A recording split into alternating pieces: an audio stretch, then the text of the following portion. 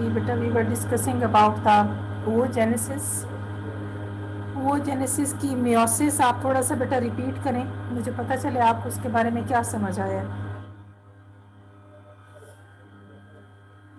क्या स्पेसिफिक था oogenesis की meiosis के दौरान।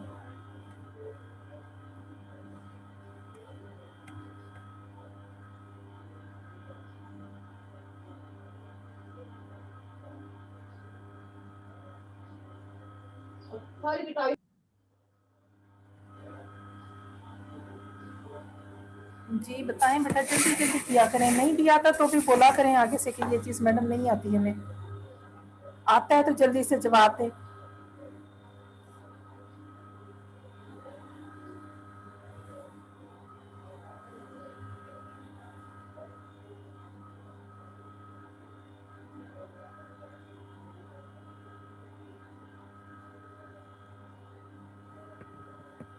किसी को भी समझ नहीं आया कि oogenesis में meiosis में क्या चीज़ स्पेसिफिक थी।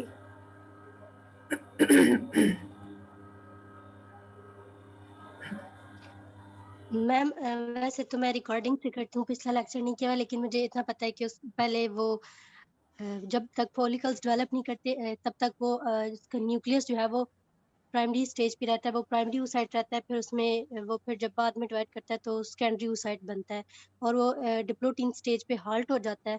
जो मियोसिस 1 होती है उसकी डिप्लोटीन स्टेज पे हाल्ट हो जाता है और फिर जब वहां से वो अगेन डिवाइड करना शुरू करता है तो दोबारा सेकंड मियोसिस की मेटाफेज पे हाल्ट हो जाता है। मैम ये ओवरऑल व्यू मैंने अभी रिकॉर्डिंग सुनी है बाकी। उसके साथ साथ एक और इम्पॉर्टेंट चीज़ ये थी कि इस meiosis के दौरान the ओogenic meiosis conserves the volume of oocyte cytoplasm in a single cell rather than splitting it equally among 4 progeny. हमने ये पढ़ा कि पहली जो meiosis कंप्लीट होगी उसमें भी एक पोलर बॉडी बनती है जिसके अंदर साइटोप्लाज्म ना होने के बराबर होता है। जब सेकेंड meiosis होती है तो वो पोलर बॉडी भी डिवाइड होती है, उससे 2 और पोलर बॉडीज बनती हैं और जो सेकेंडरी oocyte है उससे एक और फिर पोलर बॉडी बनती है, जिसका नतीजा ये होता है कि एंड पे हमारे पास 3 पोलर बॉडीज होती हैं which have very little amount of cytoplasm और एक जो है वो सिंगल सेल जो है दैट इज द ओवम और egg which carries most of the volume of oocyte cytoplasm, उसके अंदर सारा का सारा उस oocyte का साइटोप्लाज्म प्रेजेंट होता है जो 4 में तकसीम होना चाहिए था। अब इसके लिए ये मैमेलियन oocyte की स्पेसिफिसिटी है, oogenesis में ये सारा प्रोसेस होता है। इसमें हम थोड़ा सा कंपैरिजन देखेंगे कि बाकी ऑर्गेनिजम्स जो हैं, लोअर ऑर्गेनिजम्स जो हैं, उनमें किस तरह से oogenesis होती है। In a few species of animals meiosis is severely modified such that the resulting gamete is diploid and need not to be fertilized to develop. कुछ ऐसी स्पीशीज भी हैं, कुछ एनिमल्स ऐसे भी हैं जिनमें जो एग है या ओवा है उसमें meiosis जो है वो इस हद तक चेंज हो चुकी है कि जो उसमें गैमीट बनता है दैट इज ऑलरेडी डिप्लॉयड, यानी meiosis की ज़रूरत ही नहीं पड़ती, वो सेल पहले से ही डिप्लॉयड होता है और बगैर फर्टिलाइजेशन के ही वो नया इंडिविजुअल डेवलप कर सकता है। ऐसे ऑर्गेनिजम्स जिनमें ये वाली टाइप ऑफ रिप्रोडक्शन पाई जाती है, ऐसे ऑर्गेनिज्म को पार्थिनोजेनेटिक ऑर्गेनिज्म कहते हैं और प्रोसेस को पार्थिनोजेनेसिस कहते हैं, यानी without fertilisation the gamete may develop into the whole organism. In the fly Drosophila megabereri, one of the polar bodies acts as a sperm and fertilizes the oocyte after the second meiotic division. जैसे drosophila है, it belongs to class insecta phylum arthropoda. इसकी जो development होती है वो और different तरीके से है। इसमें क्या होता है कि जो oogenesis के दौरान ही पोलर बॉडीज बनती हैं 3 और एक ओवम बनता है, उन 3 पोलर बॉडीज में से कोई एक पोलर बॉडी जो है वो स्पर्म की तरह बिहेव करती है, यानी एक्सटर्नली उसे स्पर्म्स की फर्टिलाइजेशन के लिए ज़रूरत नहीं पड़ती, वो oocyte के साथ फ्यूज कर जाती है, फर्टिलाइजेशन हो जाती है जिससे डिप्लॉयड सेल यानी जाइगोट बन जाता है और नतीजे में नया ऑर्गेनिज्म प्रोड्यूस होना शुरू हो जाता है। In other insects such as Moraba virgo and in the lizard Cnemidophorus uniparents, the oogonia double their chromosome number before meiosis so that the halving of the chromosome restores the diploid number. कहते हैं कि कुछ insects ऐसे हैं जैसे मुराबा Virgo जो है, ये जो भेड़ होता है काटता है वो, और लिजर्ड है उसका जेनेटिक नेम जेनरिक नेम जो है दैट इज नेमिडोफोरस यूनिपेरेंस। इनमें क्या होता है कि ओवोगोनिया जो है वो बजाय इसके कि हैप्लॉइड क्रोमोसोम हो, वो उनको डिवीजन से पहले ही डबल कर लेता है, जिसका नतीजा ये होता है कि वो मियोसिस से गुजरने के बावजूद भी उसके अंदर diploid number of chromosomes present है, तो उसमें फर्टिलाइजेशन की जरूरत नहीं पड़ती। वही oogonia with diploid number of chromosome आगे नया इंडिविजुअल डेवलप कर सकता है। The germ cells of grasshopper dispense with meiosis altogether, forming diploid ova by 2 mitotic divisions. अब ग्रासहोपर जो है आपको पता है ये भी आर्थ्रोपोड है, इनमें एक और ही तरीका है रिप्रोडक्शन का। ये क्या करते हैं, इनमें मियोसिस बिल्कुल नहीं होती है, डिस्पेंस का मतलब खत्म है।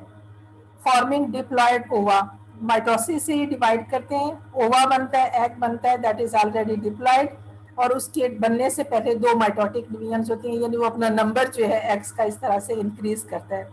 तो ये डिप्लॉयड ओवा जो है it has the ability to develop into new individual without fertilisation.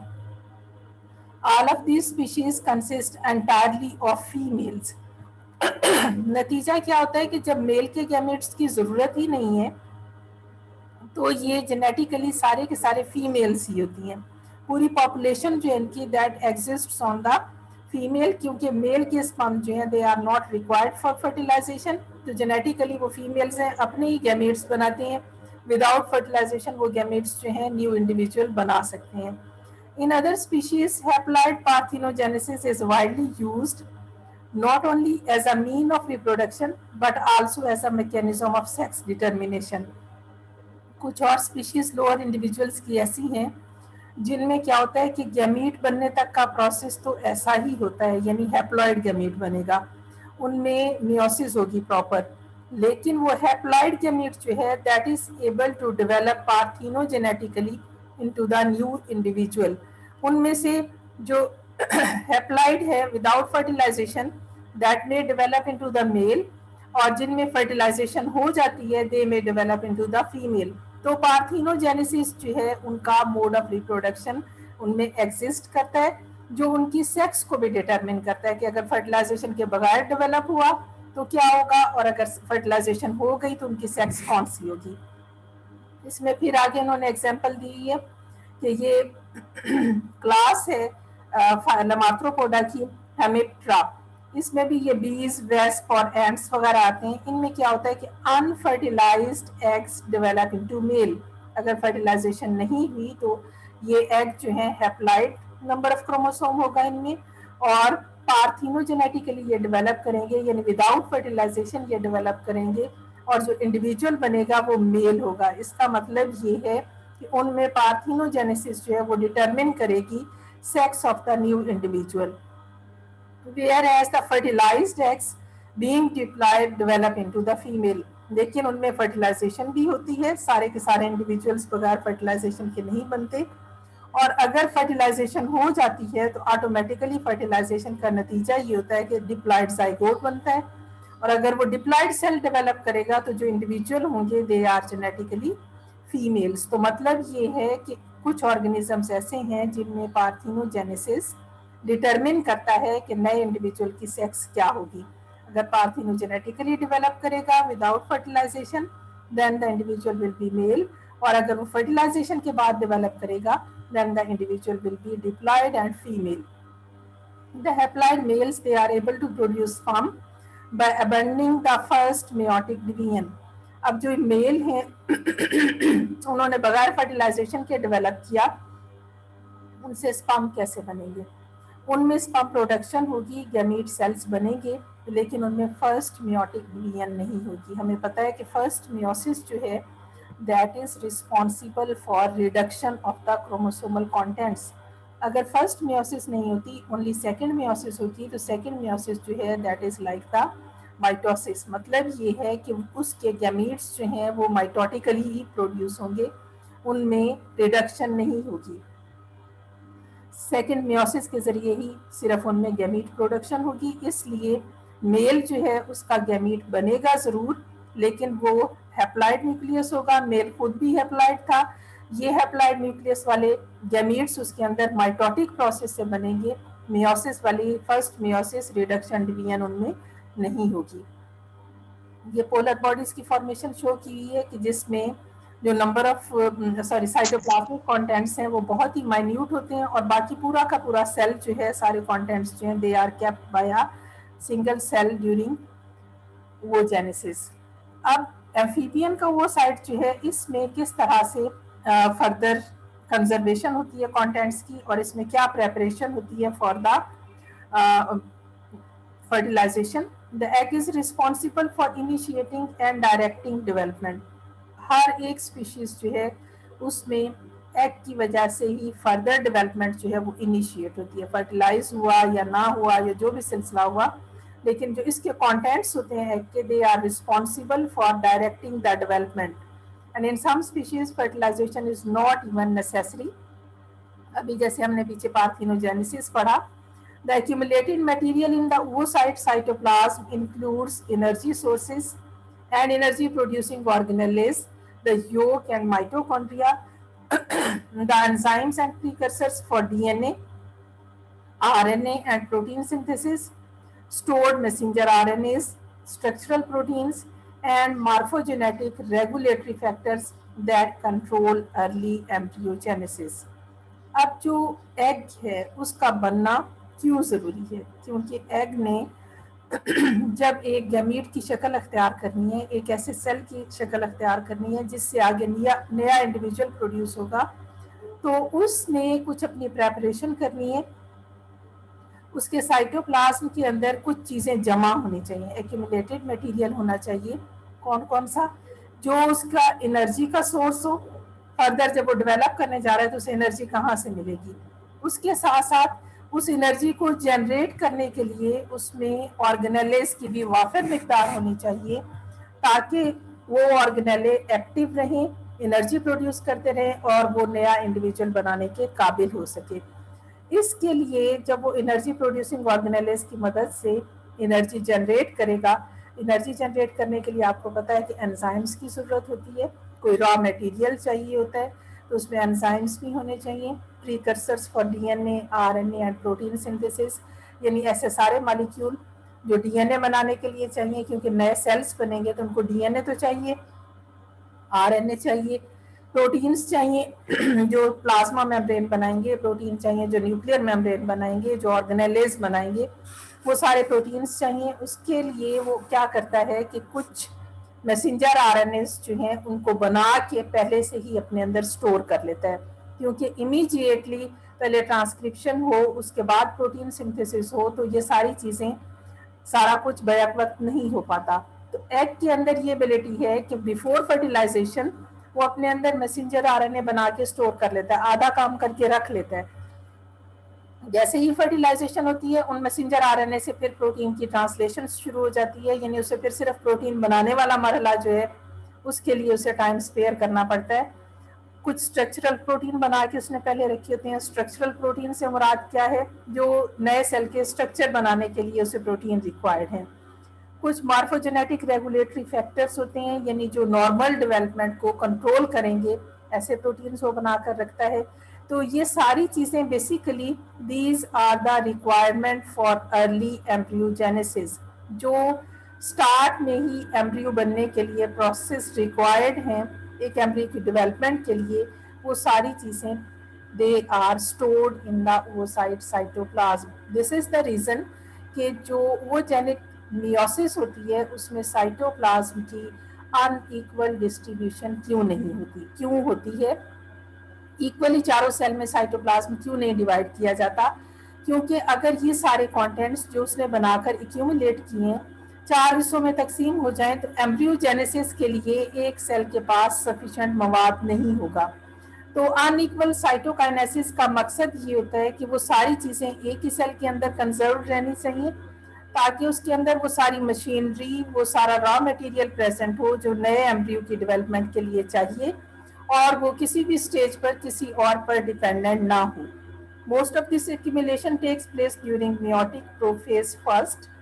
जो हमने पढ़ा कि हाल्टेड स्टेज होती है, जिस पर प्राइमरी ओवोसाइट जो है वो हाल्ट किए रखता है, तो उसी दौरान ही वो कहता है ज़्यादातर ये मटेरियल ओवोसाइट बना के अपने अंदर एक्यूमुलेट कर लेता है। And this stage is often divided into two phases. Frog के अंदर वो इस स्टेज को, मियोसिस की प्रोफेज फर्स्ट को, इसकी एक्यूमुलेशन की बेस पर दो मराहिल में तकसीम किया गया है। एक स्टेज है इसकी pre vitellogenesis which is before योग फॉर्मेशन, एंड विटेलोजेनेसिस यानी योग फॉर्मेशन। वाइटल जो है वर्ड यूज किया जाता है योग के लिए, और जेनेसिस का मतलब है फॉर्मेशन, प्री का मतलब होता है पहले। यानी एक स्टेज प्रोफेज फर्स्ट में वो है जब वो साइट ने योग कंटेंट्स नहीं बनाई, और दूसरी स्टेज वो है जब वो अपने योग कंटेंट्स को एक्यूमुलेट कर रहा है, vitellogenesis. Cellular component stored in the mature oocyte of Xenopus laevis, ये फ्रॉग है जो बहुत ही कॉमन डेवलपमेंटल मॉडल के लिए यूज किया जाता है लैब्स के अंदर। तो इसके जब ओवोसाइट को रिसर्च किया गया, देखा गया कि इसके अंदर क्या क्या चीज़ मौजूद है, तो उसमें ये पता चला कि इसके अंदर 1 लाख माइटोकॉन्ड्रिया प्रेजेंट है। RNA polymerases are the enzymes which are used for replication. 60,000 से लेकर 1 लाख मॉलिक्यूल RNA polymerases हैं। DNA polymerases 1 लाख मॉलिक्यूल हैं। राइबोसोम्स 2 लाख हैं। tRNAs 10,000 हैं। हिस्टोन्स 15,000 हैं। डीऑक्सीराइबोन्यूक्लियोसाइड ट्राइफॉस्फेट्स, यानी ये वो न्यूक्लियोसाइड्स हैं जो DNA के सिंथेसिस में यूज हो सकते हैं, दे आर 2500। मतलब ये था कि ये सारे सेल्स जो हैं, सेल वो साइट, इसके अंदर जो वेरियस कंपोनेंट्स हैं, these are basically required for the development of larva. और उसके जो लार्वा के सेल्स होंगे फर्दर जो आगे, मतलब उसमें एम्ब्रियोजेनेसिस हो रही है, साथ साथ चीज़ें नई बन भी रही होती हैं, उनसे ये कहीं ज़्यादा कंपोनेंट्स होते हैं जो वो साइट ने पहले से बना के अपने अंदर स्टोर किए होते हैं। The egg of fishes and amphibians, they are derived from an oogonial stem cell population that can generate a new cohort of oocytes each year. अब फिशेस हैं या एम्फीबियन हैं, इनमें मैमल्स की तरह की वो जेनेसिस नहीं होती। जी फौजिया, पूछें बेटा, क्या पूछना है आपने? मैम मैंने कहना था, हमने ये पहले पढ़ा हुआ है एम्फीबियंस का, वाइटेलोजेनेसिस भी पढ़ी हुई है, उसकी योग कंपोजिशन वगैरह ये सारा पढ़ा हुआ है हमने पहले मैम। हाँ जी, हम बेटा यहाँ पे थोड़ा सा उनका कंपैरिजन कर रहे हैं कि डिफरेंट ऑर्गेनिजम्स में ये वाली ओवोजेनेसिस के मराहिल जो है वो किस तरह से कंप्लीट होते हैं। हमने मैमल्स का डिटेल में जिस तरह से पढ़ा, उसी तरह से ये वाली स्लाइड आपने पढ़ी ही है पहले।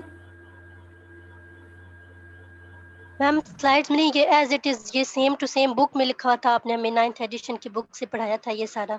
वो ग्राफ भी दिखाया था वाइटेलोजेनेसिस का कि इंक्रीज करता है साइज में 2 इयर्स तक, तब तक इसमें एक्यूमुलेशन होती रहती है। ये वाला ग्राफ,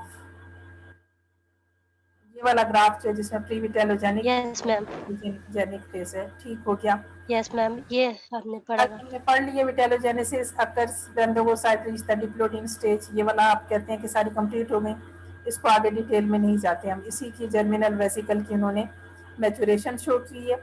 हम मैमेलियन जो हमने वो जेनेसिस पढ़ा है उसका थोड़ा सा ओवरव्यू देख लें कि ओवरी के अंदर ये साइकिल जो है इसकी क्या क्या फेजेस आती हैं। ये डायग्राम जो है ये रिप्रेजेंट कर रही है ह्यूमन ओवरी को। इस ओवरी के दो मेजर पार्ट्स हैं, एक इसका पेरिफेरल जोन है जिसे कॉर्टेक्स कहते हैं, और एक इसका सेंट्रल जोन होता है जिसे स्ट्रोमा कहते हैं। इसमें जब वो साइट मैच्योर होना शुरू होता है, सबसे पहले सबसे इनिशियल स्टेज जो है that is in the form of primordial follicles. ये देखिए, number of primordial follicle are present in the cortex of the ovary. इनमें से at the time of puberty ये फॉलिकल जो है हार्मोनल स्टिमुलस की वजह से साइज में इंक्रीज होना शुरू होंगे, and they makes the primary follicle. Primary follicle जो है इनकी स्ट्रक्चर हमने डिटेल से कल डिस्कस कर लिया था। ये प्राइमरी फॉलिकल जो है ये जब मैच्योर होना शुरू होते हैं, साइज इनका बड़ा होना शुरू हो जाता है, ग्रो करना शुरू कर देते हैं, और इनमें स्पेस अपीयर होने लगती है। स्पेस वाले फॉलिकल को हम सेकेंडरी फॉलिकल कहते हैं, और सेकेंडरी फॉलिकल मजीद बड़ा होता है, स्पेस और ज़्यादा बढ़ती जाती है। यहाँ पर आप देखें ये ब्लू कलर जो है ये रिप्रेजेंट कर रहा है स्पेस को, और फॉलिकल जो है it reaches to the tertiary stage, जिसे टर्शरी फॉलिकल या ग्रेफियन फॉलिकल कहते हैं। ये वाला फॉलिकल जो है ये टर्शरी या ग्रेफियन फॉलिकल है। अब इस दौरान जो साइकिल की स्टेज इस यहाँ से लेकर यानी जब ये प्राइमोडियल फॉलिकल जो है प्राइमरी फॉलिकल में कन्वर्ट हुआ और सेकेंडरी से पास हुआ और टर्शरी तक पहुंचा, ये पूरी की पूरी स्टेज जो है मेनिस्ट्रल साइकिल की, दिस इज नोन एज फॉलिक्यूलोजेनेसिस। इस स्टेज को अपनी आसानी के लिए साइंटिस्ट्स ने नाम दिया हुआ है, साइकिल को डिवाइड किया हुआ है कुछ स्टेजेस में। इनके दरमियान बज़ाहिर कोई ऐसी डिमार्केशन नहीं होती, कोई दीवार नहीं होती, कोई स्पेसिफिक सेपरेशन नहीं होती, जस्ट ये है कि जो इवेंट्स इनके अंदर हो रहे हैं उसकी वजह से इनको स्पेसिफिक नाम दिए हुए हैं। तो maturation of the follicle it takes place during the folliculogenesis, and the total time period of this folliculogenesis stage is folliculogenesis कहते हैं या follicular stage कहते हैं। इसका टोटल दौरानिया जो है वो 14 डेज का होता है। 14 डेज में ये सारा प्रोसेस कंप्लीट हो जाएगा। There is formation of this antral follicle, Graafian follicle या टर्शरी फॉलिकल। अब आप इसको गौर से जरा देखें टर्शरी फॉलिकल को, इसमें ये वाला एक बंच है ग्रेफियन सेल्स का, सॉरी ग्रेनुलोजा सेल्स का, विच मेक्स द क्यूमुलस ओवोफोरस। ये वो सेल्स हैं जो इस ओवोसाइट को फॉलिकल के साथ जोड़े हुए हैं, बाकी सारी की सारी जो है वो स्पेस है। These are known as the cumulus oophorus. और जो सेल्स ग्रेनुलोजा सेल्स ओवोसाइट के सराउंडिंग में प्रेजेंट हैं, इमीडिएटली उसके साथ अटैच्ड हैं, they makes the cumulus and corona radiata. आगे इनको फिर और ज़्यादा बड़ा करके देखेंगे जी। अब जो फॉलिकुलर स्टेज है at the 14th day it is converted into ovulation. Ovulation जो है वो 14th डे से लेकर 15 डे तक, यानी मैक्सिमम उसका ड्यूरेशन जो है वो 48 आवर्स का होता है। उस दौरान ये ग्रेफियन फॉलिकल में से LH के स्टिमुलस की वजह से ओवोसाइट जो है that will be released from the ovary. Release of oocyte is known as the ovulation.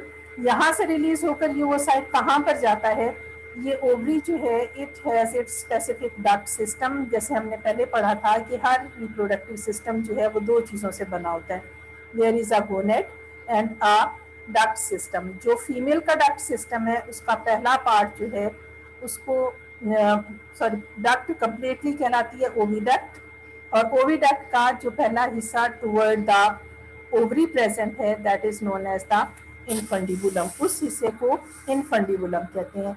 तो यहाँ से ओवोसाइट ओवरी में से रिलीज होगा और इनफंडिबुलम के फनल लाइक स्ट्रक्चर, उसके ऊपर बारीक बारीक फिंगर लाइक प्रोजेक्शंस भी होती हैं। आगे शायद डायग्राम आए तो आपको उसका स्ट्रक्चर मैं और अच्छी तरह से समझाती हूँ कि उसे फिम्ब्रीज कहते हैं फिंगर्स को, जो उसके कप लाइक डिप्रेशन में इस ओवा को सक कर लेती हैं। ओवरी के सराउंडिंग में ही ओविडक्ट प्रेजेंट होती है, कॉन्ट्रैक्ट रिलैक्स करती है, उसके कॉन्ट्रैक्शन रिलैक्सेशन की वजह से ये वाला ग्रेफियन फॉलिकल फट जाता है, इसमें से ओवोसाइट निकलकर इनफंडिबुलम में चला जाता है और जो रिमेन्स ऑफ फॉलिकल ओवरी के अंदर रह जाते हैं they makes the corpus luteum. कुछ देर के बाद 2 to 3 डेज वेट करने के बाद ओवल्यूशन के ये यहाँ पे डीजनरेट होना शुरू कर देते हैं, एक ग्लैंडुलर टिश्यू बना लेते हैं जिसको कि कार्पस ल्यूटियम कहते हैं। अब ओवल्यूशन हो गई, वो साइट ओवरी में से बाहर चला गया और ये वाला जो रिमेन है कार्पस ल्यूटियम की फॉर्म में ओवरी के अंदर रह गया।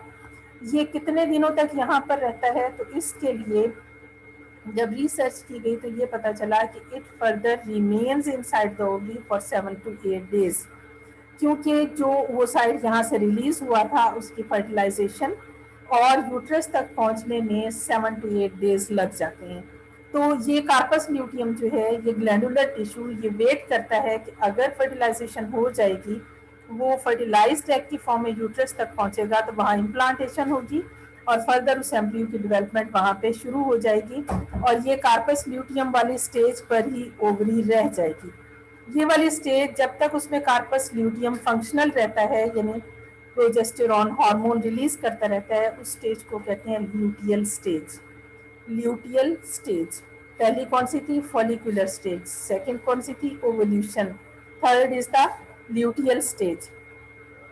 अब ये ल्यूटियल स्टेज जो है ये तब तक रहेगी जब तक कि वो साइट जो है फर्टिलाइजेशन के बाद यूट्रस में पहुंचा, वहाँ इम्प्लांट हो गया और मदर जो है वो जेस्टेशनल पीरियड में चली गई, यानी उसमें प्रेगनेंसी हो गई और वो साइट जो है वो जाइगोट और जाइगोट से एम्ब्रियो में डेवलप होना शुरू हो गया। जितने दिन तक उसकी डेवलपमेंट होती रहेगी, ओवरी जो है उस फीमेल की वो इसी ल्यूटियल स्टेज पर ही हॉल्टेड रहेगी।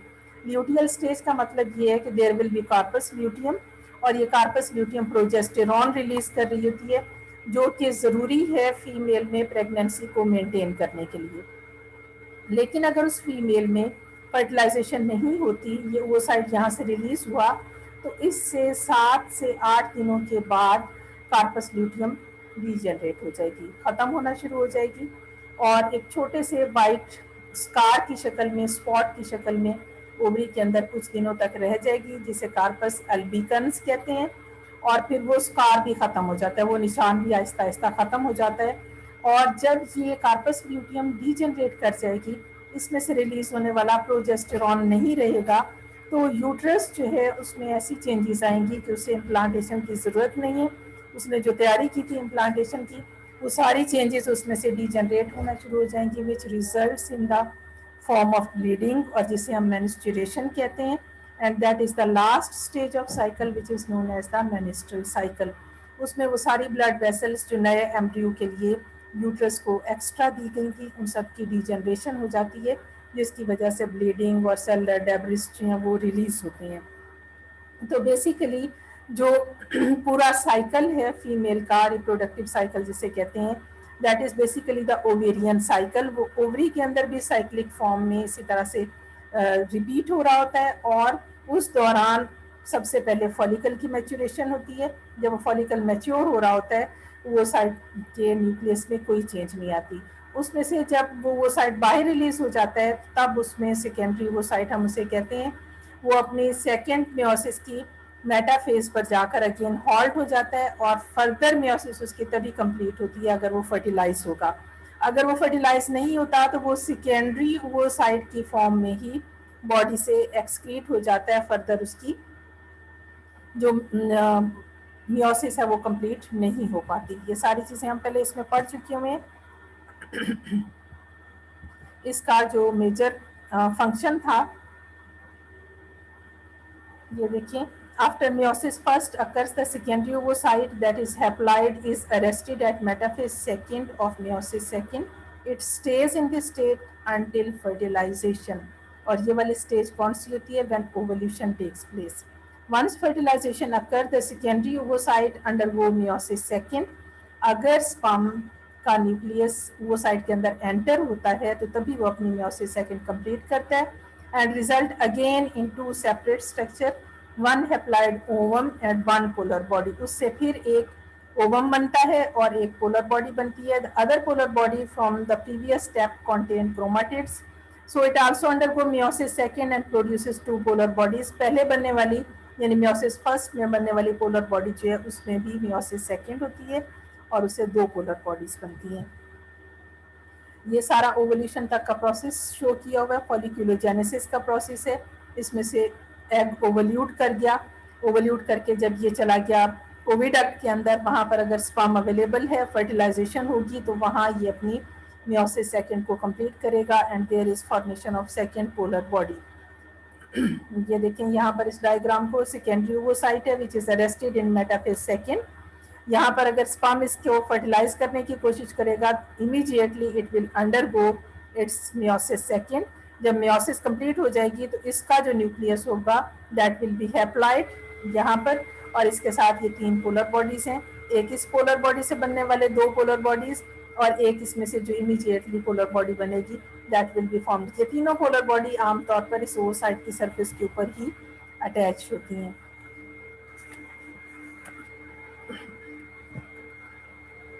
जो मियोसिस सेकंड है that is completed after fertilisation, और इसकी कंप्लीशन की जो साइट है वो है फेलोपियन ट्यूब या ओविडक्ट जिसे हम कहते हैं, जहाँ पर फर्टिलाइजेशन होती है.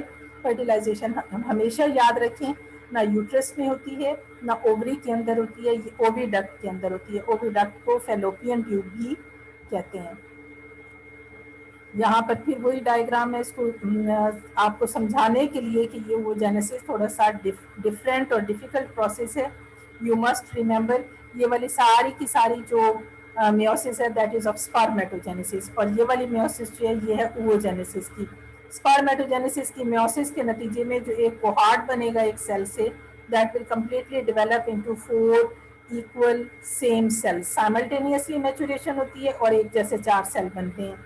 जबकि oocyte की मैचुरेशन जब होती है उसमें फर्स्ट मियोसिस में एक पोलर बॉडी, सेकेंड मियोसिस में फिर 3 polar bodies which remain attached with the oocyte। सिर्फ एक सेल ऐसा है जो फर्टिलाइज किया जा सकेगा, बाकी 3 जो है वो आहिस्ता आहिस्ता डीजेनरेट हो जाते हैं। ठीक है, यहाँ तक समझ, इसको अच्छी तरह से समझ लें। oogenesis, स्पर्मेटोजेनेसिस, इनके क्या डिफरेंसेस हैं, इनमें कोई पॉइंट आप लोगों को समझ नहीं आया तो यू कैन आस्क। मेरा ख्याल है कि मैंने रीडिंग्स तो सारी आपके साथ शेयर कर दी हैं ये वाली,